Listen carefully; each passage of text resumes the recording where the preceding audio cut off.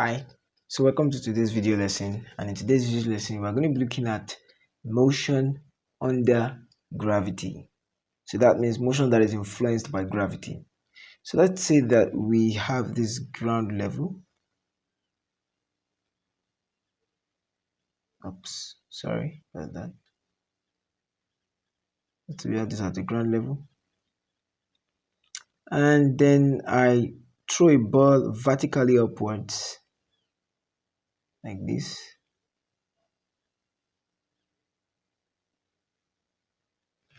Okay, good. So it gets to maximum height. What do you think gets to maximum height?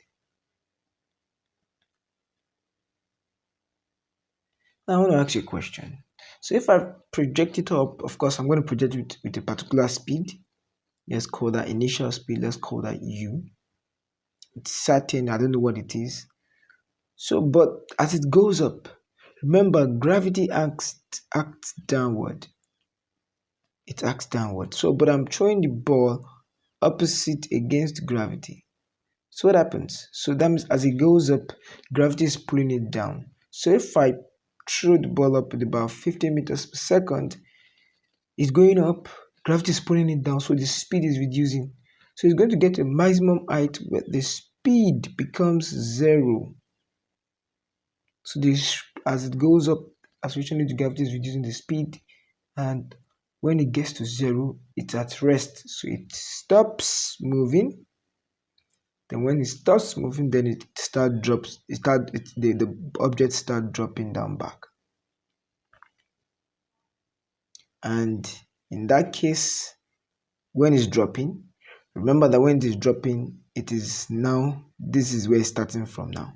Initial velocity is u when it's returning. But as it's coming down, it's accelerating. So that means it is increasing in speed as it's coming down.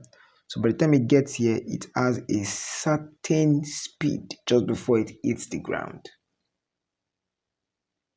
So that means if I project the ball from the ground level, I project it up with a particular speed. As it goes up, the speed begins to reduce. Then by the time it gets to the maximum height, it exhausted the speed already, so the speed becomes zero, and it has rest that place at maximum height. Then as it begins to fall down, it begins to increase back again to the same speed. And because of gravity, it accelerates, so, and it increases in speed. Okay, let's see an example to actually before we go to an example, I need to give you this formula. They are actually equations of motion. I think we've done that before in previous video. Equations of motion. It's just a slight change I just want to make in those three equations that we have looked at before.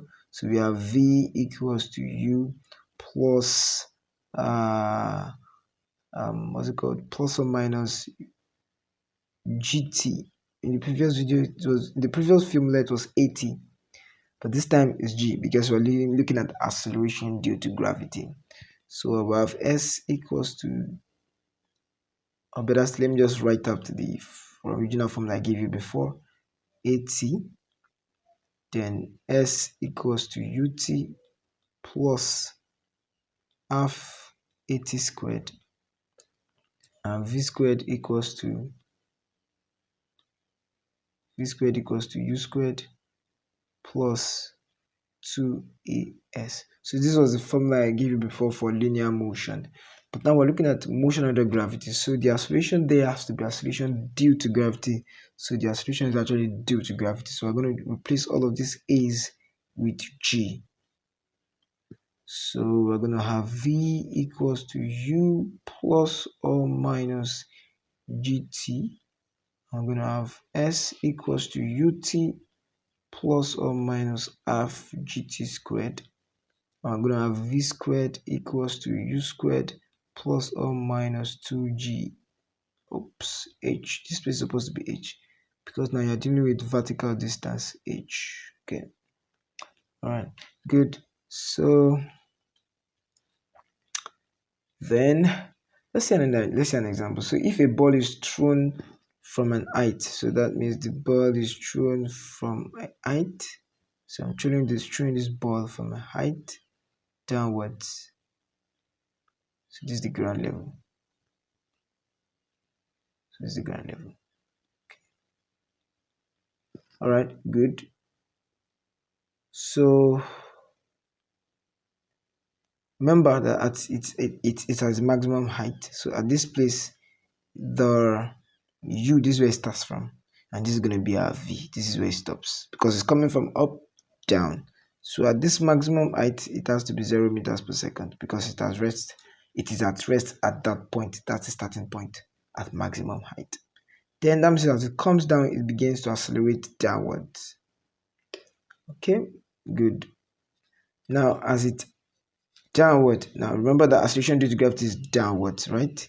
G is downwards normally. So when an object is coming in the same direction as G, then the acceleration due to gravity has to be plus. Since acceleration due to gravity is downwards, if the object is going upwards, then the acceleration due to gravity has to be minus. So now in this case, the ball is actually coming down in the same direction as acceleration due to gravity. So G is actually plus.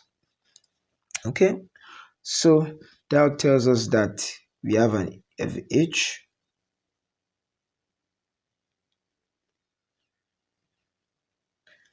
Then we're asked to actually find the velocity when t is actually equals to 5 seconds. So that this object is falling from a height. We aren't really sure about the height, but it took about 5 seconds for that object to actually get to the ground. So when it gets to the ground, what is that velocity that reaches it just before it hits the ground? From the formulas that we have, we need v, so we know u and we know t, but we don't, and we also know g is 10 meters per second squared. But we don't know v. So which formula do you think we're going to use of these three formulas? We need to know v, we know u is 0, g, and we have 10. Okay, so we're going to use this formula. So v becomes u plus gt. Now because it's plus, because it's coming down in the same direction as acceleration due to gravity, so it's going to be plus, and that's v equals u0 plus g is 10 times time is 5 seconds, 5, and so v becomes 50 meters per second. So can we calculate for the height at which the ball falls from? Can we calculate the height? Yes, we can. So we can either use, can we use this formula? We can either use this formula or this formula, but I'll go with this. Let's go with this. Let's go with this formula. V squared. What's my V? My V is 50. That's 50 squared equals, what's my U? My U is 0. 0 squared plus 2g h. Don't know what the h is. So we have 50 squared. 50 is actually 2500 equals 0 plus 20h. So that's about 2500 equals to 20h. So divide both sides by 20. So 20 cancels 20. One of these zeros, we take out the zeros. So what's the half of 250? That's 125.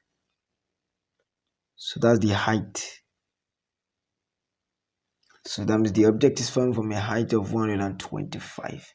So in our next video, we're going to be looking at more complex questions that has to do with equation of motion. But this is just a preamble of what we're going to see in the next video.